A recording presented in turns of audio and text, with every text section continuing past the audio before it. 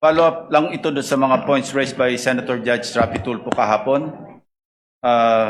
relating to three similar cases, Ronald Mas, Mayor Baste Duterte, saka BP Sara. Hindi ko na bibelabor yung Ronald Mas and Mayor Baste kasi aware naman ako doon sa Rule 113 Section 5, yung sa warrantless arrest, na hindi pwedeng apply. Nagkamali nga yung NBI kay Ronald Mas kaya na-dismiss yung case, di po ba? But I'm more interested in the cases of Mayor Baste at saka kay BP Sara.